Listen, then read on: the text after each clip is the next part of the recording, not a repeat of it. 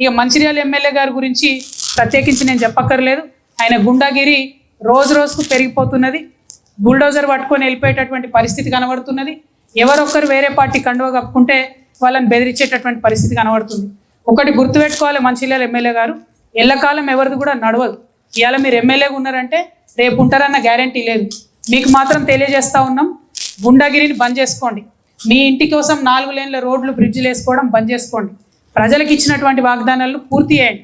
ఎవరైతే వేరే రాజకీయ పార్టీలు ఉంటారో వాళ్ళ మీద దాడులు చేయడము, మాట్లాడితే కేసులు పెట్టడము ఇవి తగ్గించుకోండి. మీరు కాదు, మీ సోనియమ్మను, మీ రాహుల్ గాంధీ గారిని ఎదిరించే మేము తెలంగాణ తెచ్చుకున్నాం. మీరు ఇటువంటి గుండాగిరి చేస్తే మాత్రం రానున్న రోజుల్లో గుర్తుపెట్టుకోండి, మంచిర్యాల కేంద్రంగా తెలంగాణ రక్షణ సేన రాజకీయం చేయబోతా ఉన్నది. అద్వితీయమైనటువంటి రాజకీయ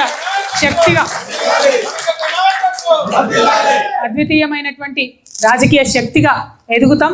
మంచిర్యాల జిల్లా ప్రజల ప్రేమను పొందుతాం.